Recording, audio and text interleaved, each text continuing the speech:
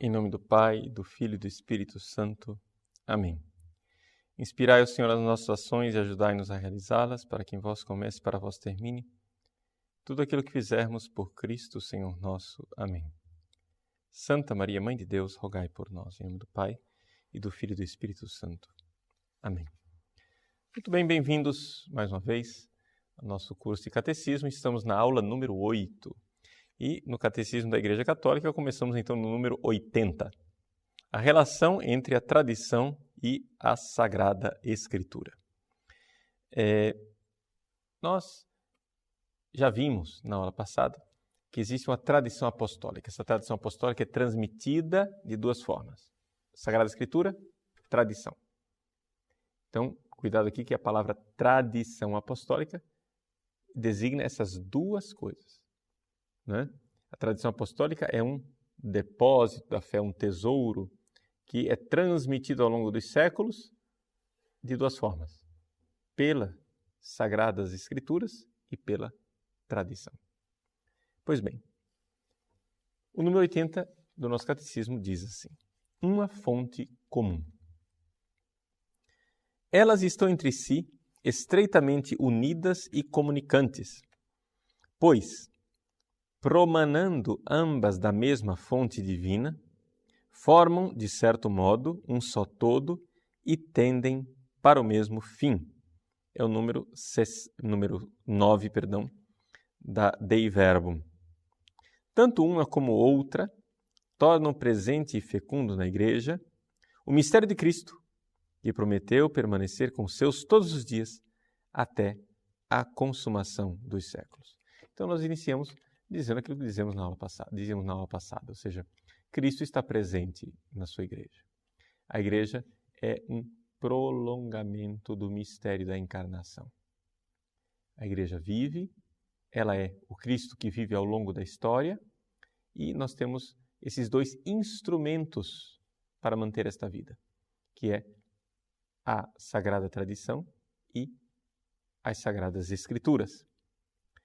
O número 81, então, nos diz: a fonte é uma só, mas duas modalidades distintas de transmissão. A Sagrada Escritura é a Palavra de Deus enquanto redigida sob a moção do Espírito Santo. Quanto à Sagrada Tradição, ela transmite integralmente aos sucessores dos apóstolos a Palavra de Deus confiada por Cristo Senhor e pelo Espírito Santo aos apóstolos, para que, sob a luz do Espírito de verdade, eles, por sua pregação, fielmente a conservem, exponham e difundam. Daí resulta que a Igreja, à qual estão confiadas a transmissão e a interpretação da revelação, não deriva a sua certeza a respeito de tudo o que foi revelado somente da Sagrada Escritura. Por isso, ambas devem ser aceitas e veneradas com igual sentimento de piedade e reverência. São sempre citações do número 9 da Dei Verbum. Como vocês veem, a Dei Verbum não tem absolutamente nada de revolucionário. Ou seja, o Vaticano II verdadeiro é esse documento aqui que vocês estão lendo, né? Então, as pessoas que têm assim uma certa alergia ao Vaticano II fazem muito bem de ler o Catecismo da Igreja Católica e de ver os documentos do concílio realmente nos ensinam. Pois bem, aqui o número 81 e 82 vão contra um princípio dos protestantes, que é a chamada sola scriptura. Somente através das Sagradas Escrituras é que nós temos acesso ao Cristo. Bom, primeiro vamos compreender que a heresia protestante é uma heresia sobretudo eclesiológica, não é? É uma dificuldade de eclesiologia. Por quê? Por uma razão muito simples. Para os protestantes, a igreja é uma instituição humana. Jesus não deixou igreja nenhuma. Qualquer pastor pode fundar a sua igreja e congregar com o seu grupo do jeito que quiser. a verdadeira Igreja de Cristo para os protestantes, ela é invisível e ela acontece no coração do indivíduo quando ele crê. Então, existem os eleitos, ou seja, as pessoas que creem e que serão salvas, mas não estão ligadas necessariamente a nenhuma instituição. Por isso, para os protestantes, não é nenhuma dificuldade você fundar sua igreja. Porque não é escândalo para eles. Igreja é fundação humana, é invenção humana. Deus não deixou igreja. Bom, alto lá, senhor protestante. Por que é que os protestantes pensam assim? Por uma razão muito simples. Porque eles ficam escandalizados de verem que os membros da igreja têm pecados. Na época de Lutero, as coisas eram muito claras, não é? Os papas viviam uma vida que não era tão exemplar. Bispos, padres, havia um verdadeiro escândalo geral na disciplina do clero, mais ou menos como nós vivemos hoje, só que mais grave ainda. Porque se hoje nós temos escândalos de padres pedófilos, isso e aquilo, naquela época os escândalos atingiam até o mais alto escalão, não é? Os escândalos morais e sexuais atingiam mesmo o Vaticano e o Papa. Basta lembrar, por exemplo, a vida escandalosa de Alexandre VI, que foi o Papa que viveu durante a época do descobrimento do Brasil, 1500 mais ou menos, para você se localizar historicamente. Lutero foi 1517. Né? Então, estava ainda muito viva na memória das pessoas a figura de Alexandre VI, que teve 12 filhos. Né? E, claro, um escândalo maior do que esse, fica difícil a gente pensar. O que é que aconteceria com a igreja hoje se nós tivéssemos um Papa assim? Né? Se diante dos escândalos de pedofilia as pessoas já não querem mais ir à igreja, se nós tivéssemos um Papa escandaloso, ia ser o fim da picada. Né? Mas por quê? Porque as pessoas perderam a fé na igreja. Ou seja, o nosso amigo Lutero, ele perdeu a fé na igreja. Nós precisamos crer na igreja. Creio na igreja católica. Porque a igreja é a continuação do corpo de Cristo ao longo da história. É este artigo de fé que ficou prejudicado com o protestantismo. Então, se eles não creem mais que existe a continuidade do Cristo ao longo da história, o Cristo vivo na sua igreja ao longo da história, então é evidente que tudo o que acontece é simplesmente desmando, invenção humana, fruto do pecado, etc. Então, é um problema de crer na igreja e, portanto, de crer na transmissão que significa a igreja de Cristo. Então, Lutero inventou uma outra forma de transmitir a fé. E qual é a outra forma de transmitir a fé? Bom, já que a igreja não é confiável, vamos confiar num livro. Confiar na Bíblia. Pronto, acabou. E assim ficou a sola scriptura. Ou seja, a sola scriptura é um jeito de você ir a Jesus sem ter que passar pela igreja, sem ter que passar pelas mãos sujas, né, e sórdidas destes homens de igreja, pecadores. Então você tem um canal puro de acesso a Jesus. Problema. Essa solução luterana não se sustenta historicamente. Por quê? Porque, como eu costumo dizer, né, a Bíblia não caiu do céu com zíper e tudo. A Bíblia nos foi dada pela igreja. Então, se você quer ter fé na Bíblia, meu irmão protestante, você explique para mim, por favor, de onde veio essa Bíblia. Se ela não veio da igreja, de onde veio? Foi uma nave espacial? Um marciano verde com as orelhinhas luzentes que trouxe a Sagrada Escritura? Acho que não. Antes de haver Bíblia, já havia igreja. Nós cremos nas Sagradas Escrituras porque cremos na igreja. E se não crêssemos na igreja, não creríamos nas Sagradas Escrituras. Por quê? Porque nós temos que crer que existe um organismo eclesial, uma continuação da encarnação do Verbo ao longo da história que nos deu as Sagradas Escrituras. Os protestantes têm dificuldades, eles ficam a todo momento repetindo, não é é por nenhuma autoridade humana. A Bíblia não se sustenta por nenhuma autoridade humana. Tudo bem? Então, pela autoridade de quê? Dos anjos. Entende? É uma autoridade divina? Sim, mas uma autoridade divina que aconteceu historicamente, não é? Na igreja. Portanto, usando os seres humanos. O cânon das Sagradas Escrituras, como nós iremos estudar, né, mais para frente, a lista dos livros que compõem a Bíblia não foi ditado por um anjo. Foi um processo. Foi uma briga, desculpa a expressão, foi um arranca-rabo que durou 2 a 3 séculos.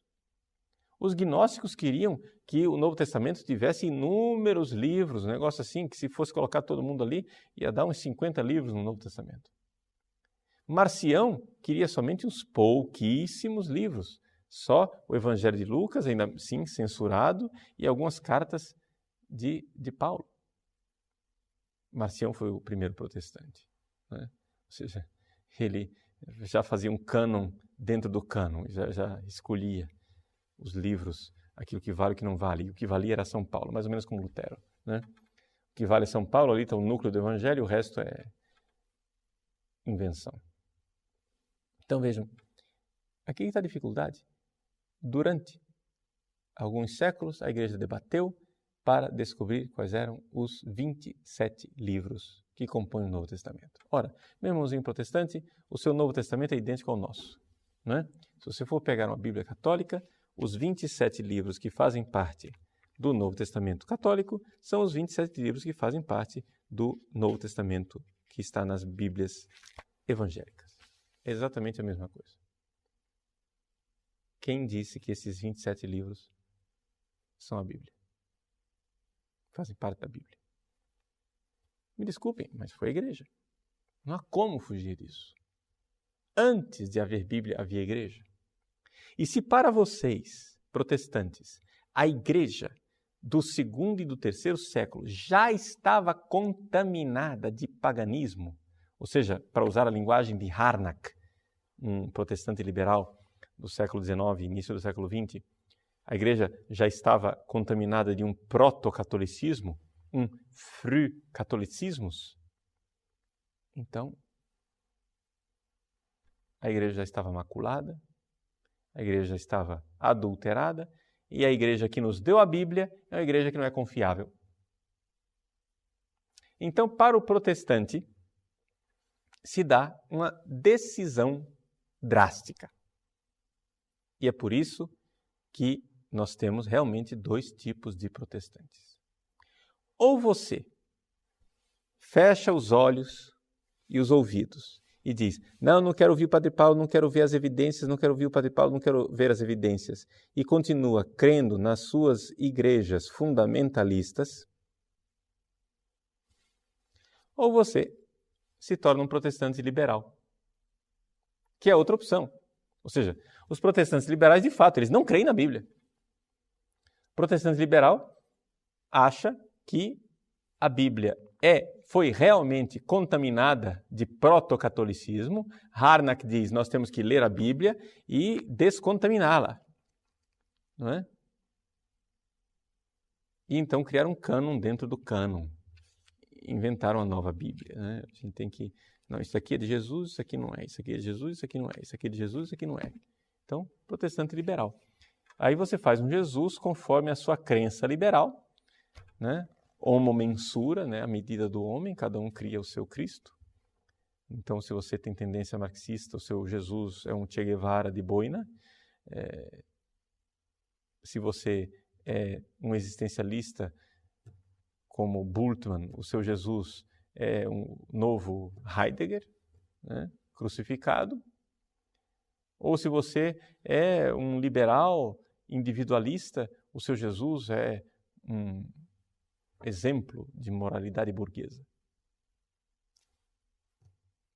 É isso que termina acontecendo com os protestantes e liberais. Mas o princípio da sola escritura não se sustenta de pé. Entende? Ele não se sustenta de pé. Quando o Dan Brown resolveu fazer aquele livro dele, o Código da Vinci, não é?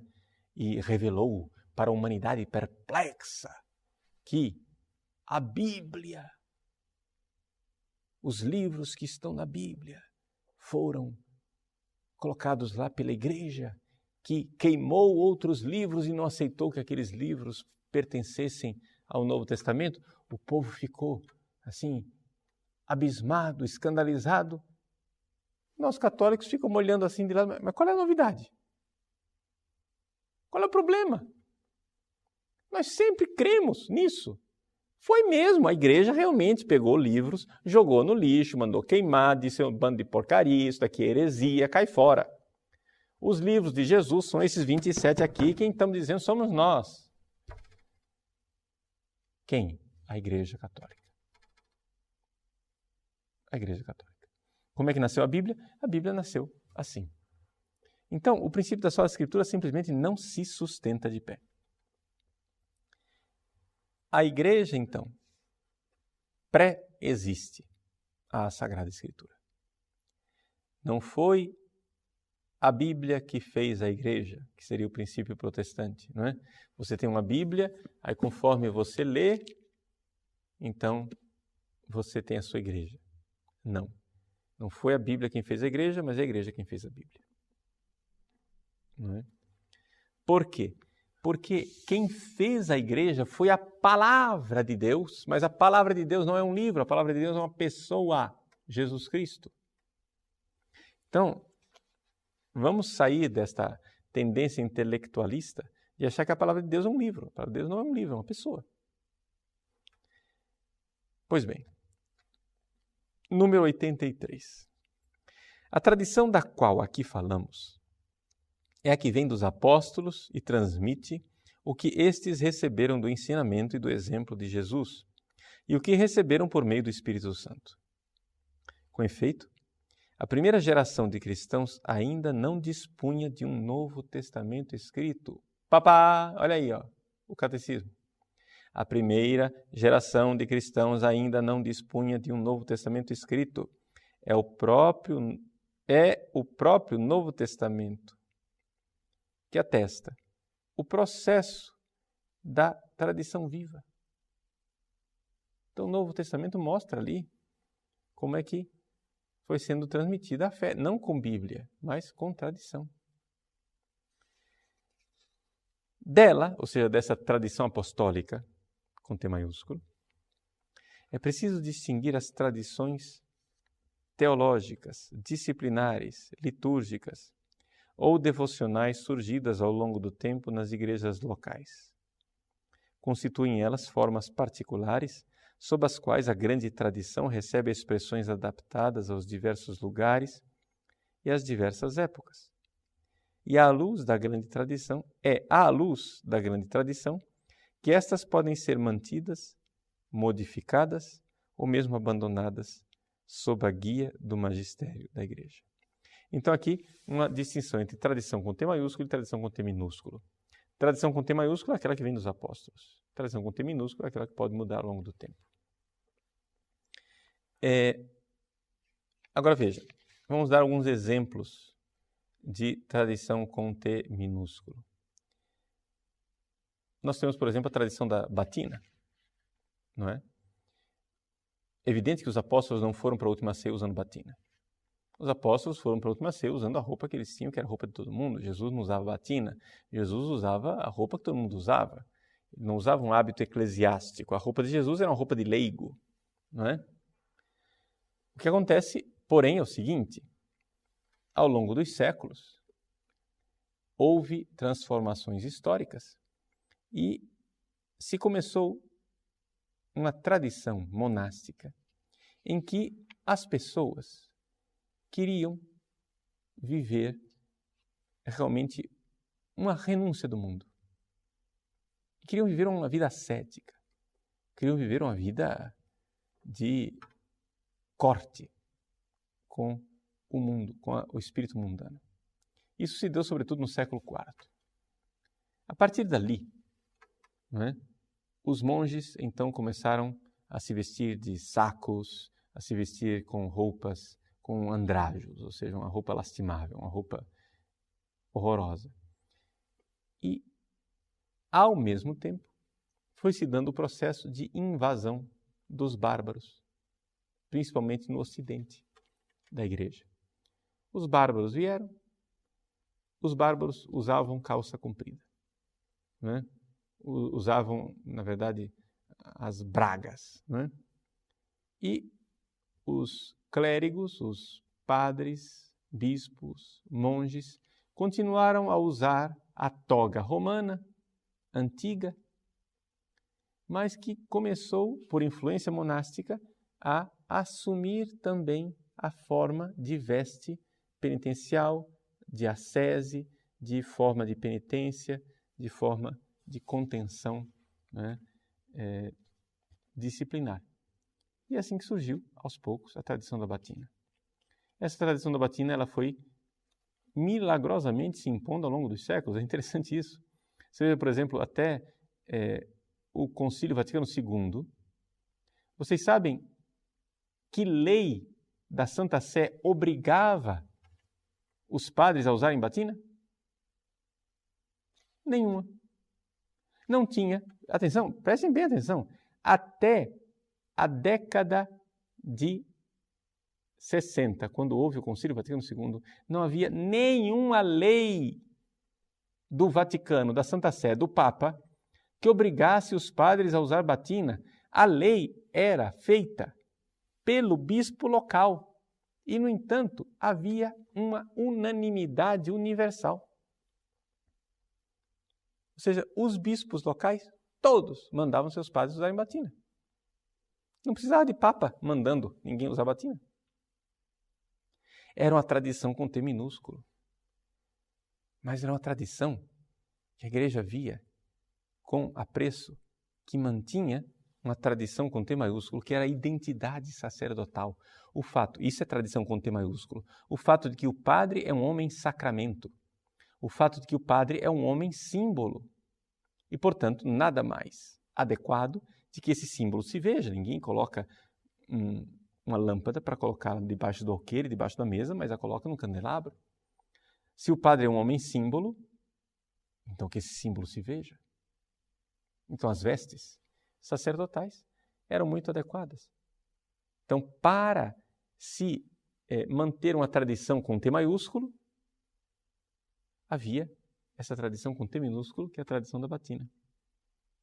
Está entendendo? Aí aconteceu o seguinte: com a década de 70, a teologia do sacerdócio começou a receber influências protestantes. Então o padre deixou de ser o homem que oferece o sacrifício, deixou de ser o sacerdote, deixou de ser o ministro de Deus, o homem de Deus, o asceta que tem uma vida celibatária, que rejeitou o mundo, que renunciou ao mundo, que é diferente dos leigos, que tem uma vida disciplinada, e começou a ser o homem que precisava ser igual a todo mundo. Por quê? Porque ele não é um servo de Deus, ele é um servo do povo. Ele não é sacramento de nada, ele é simplesmente um funcionário do povo. Ora, esta teologia a respeito do ministério dentro da igreja é uma teologia claramente protestante. Não tem dúvida nenhuma. Lutero assinaria embaixo dessas afirmações. Vejam, a batina é um acidente, é um Tzinho minúsculo, né? O T maiúsculo da tradição é a identidade sacerdotal. Mas a batina, ela carrega consigo toda uma realidade que protege, né? Dá carnes e músculos a esse esqueleto que é a identidade sacerdotal básica. Então, não é simplesmente uma questão de identidade. Por exemplo, muita gente pergunta: Padre Paulo, o senhor é contra o clergyman? Né? Eu não sou contra o clergyman, mas eu acho que a batina deve ser preferida. Por quê? Por uma razão muito simples. A batina, mais do que o clergyman, é um sacramental. O clergyman é um distintivo. A batina é um sacramental. A batina ela é abençoada. O padre, antes de vestir a sua batina, ele beija a batina. Por quê? Porque é uma proteção para um homem que vive uma luta com o demônio, uma batalha contra o príncipe deste mundo. Então, é evidente que aqui nós temos uma realidade espiritual maior, né, do que simplesmente um símbolo. Depois, o fato da veste da batina ser uma veste talar, uma veste comprida, ela mostra mais claramente que ela é uma roupa pacífica. Nem os romanos iam para a guerra com suas togas. Durante o tempo de guerra, os romanos usavam a saia curta, né? E quando iam para as regiões barbáricas, né, eles até colocavam as bragas, ou seja, aquelas calças curtas que iam até o joelho, por causa do frio, né? Nós vemos nos arcos romanos, ali em relevo, feito, né, entalhado lá no mármore, soldados romanos de calças, quando iam para as regiões do frio.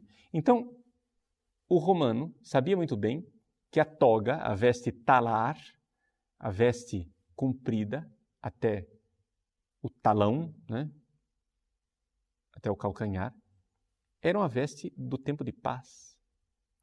Então, o padre é o homem pacífico.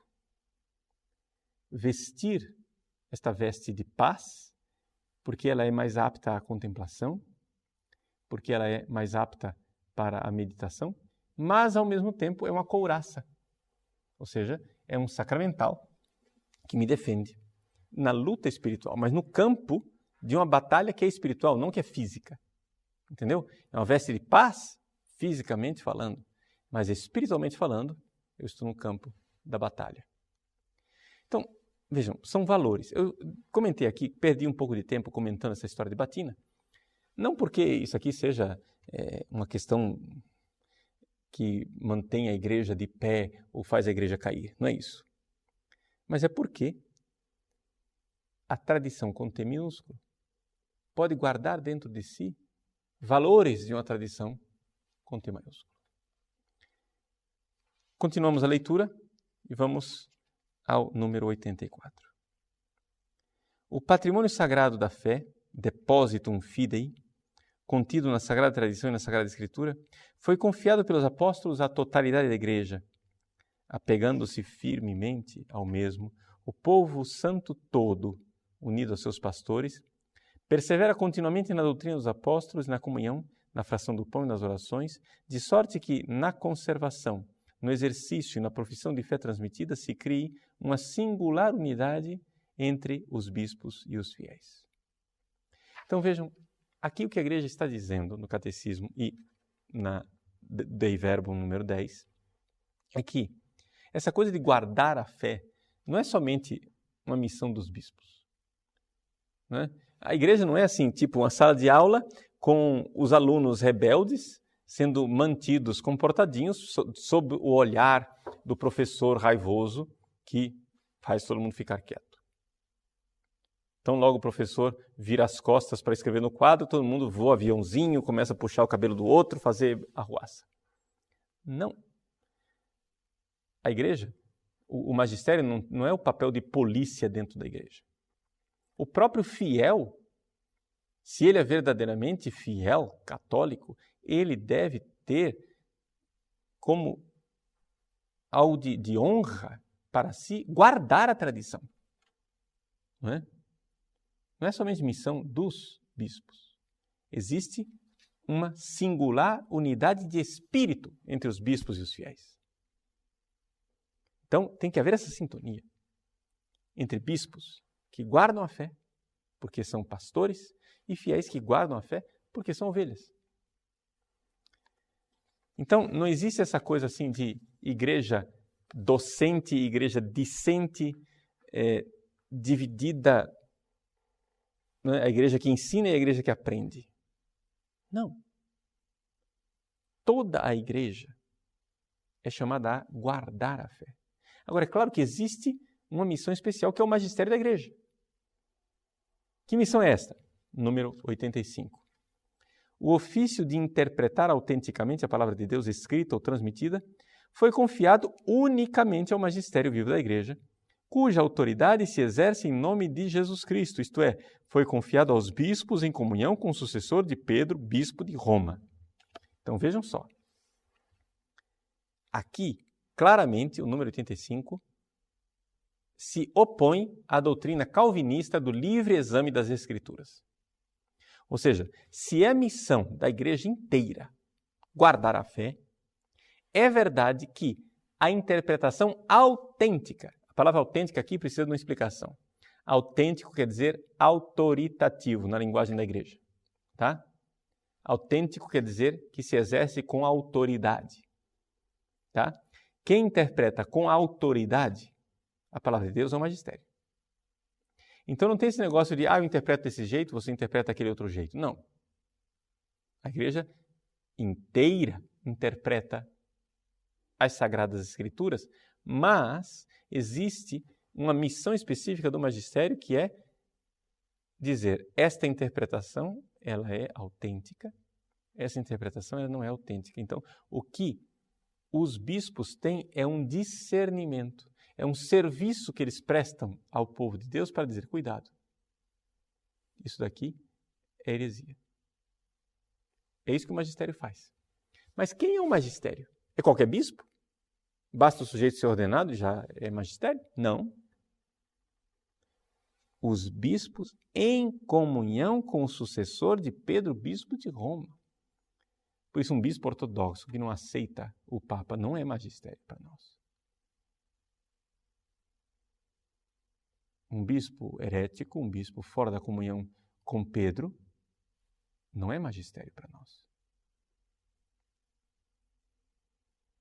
Mas, todavia, tal magistério não está acima da palavra de Deus, mas a serviço dela, não ensinando senão o que foi transmitido no sentido de que, por mandato divino, com assistência do Espírito Santo, piamente ausculta aquela palavra, santamente a guarda e fielmente a expõe.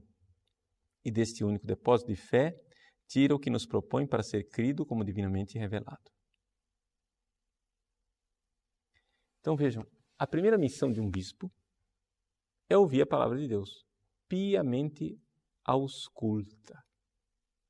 Ouvir com piedade a palavra de Deus. Um bispo, né? Um bispo conservador é quase que uma repetição de ideias. A função de um bispo é essa. Episcopein, né? Se você for traduzir em latim, né? Epi, super. Scopeo, né? Scopeo quer dizer olhar. Video, videre. Então, supervisor. Ele está aí para supervisionar. Ele está aí para guardar a fé. Ele está aí para garantir que isso que nós estamos crendo é aquilo que se creu há 2000 anos. Ele está aí para garantir que isso que nós estamos celebrando é aquilo que celebrou há 2000 anos. Então, a função de um bispo é conservar. Então, eu não sei por que algumas pessoas ficam ofendidas, alguns bispos ficam ofendidos. Você está me chamando de conservador. Isso é um trauma. Né? Isso é um trauma dos bispos da década que foram jovens na década de 70, 60, né? Ou seja, a geração Woodstock, a geração dos hippies, é uma geração traumatizada. Esse pessoal, se você quer acabar com eles, é dizer que ele é conservador. Você chega e diz para um bispo, olha, seu bispo, o senhor é conservador. Olha, existem bispos que fazem assim, você diz para ele, o senhor é conservador, semana seguinte ele está aprontando uma para mostrar que não é conservador. É traumatizado com a coisa. Ele precisa mostrar. Então, o que acontece? O pessoal liberal, o pessoal da esquerda, o que é que faz? Já sabe disso. Eles sabem disso, são espertos. Eles vão lá e cutucam o bispo. O senhor é muito fechado, muito conservador. Semana que vem, não se preocupe. Ele vai estar mostrando que não é conservador. Né? Até pessoas boníssimas, né? como o Frei Boaventura Kloppenburg, que Deus o tenha num bom lugar, né? Foi um homem que prestou um serviço imenso à Igreja Católica, como bispo, que manteve a tradição, etc, etc. Mas, em alguns aspectos, de vez em quando, dava aquele 9 horas nele, assim, que ele precisava mostrar que era aberto. Então, de repente, ele vai para mostrar. Né? Ele disse isso, ele declarou em jornal. Diz, olha, a prova de que eu não sou conservador é que eu sou a favor da ordenação de mulheres. Claro que foi um escarcéu. Né? Daqui a pouco a Anunciatura Apostólica já estava entrando em contato com ele. Na semana seguinte ele teve que desdizer tudo que disse porque voltou atrás. Ah, não, porque o Papa falou que não é, então não é. Quer dizer, mas para que precisa ficar mostrando para os outros que você é conservador? Que você é liberal? Para que esse trauma de ser conservador? É um trauma. Né? Não existe trauma nenhum. Gente, nós queremos conservar a fé de Cristo, nós queremos conservar o sacramento de Cristo. Conservador quer dizer isso, não quero jogar fora a minha fé. Eu quero conservá-la. Os fiéis, número 87. Lembrando-se da palavra de Cristo a seus apóstolos, quem vos ouve, a mim ouve, recebem com docilidade os ensinamentos e as diretrizes que os seus pastores lhes dão sob diferentes formas. Então, os bispos devem ser homens que escutam a palavra de Deus e transmitem, os fiéis devem acolher com docilidade.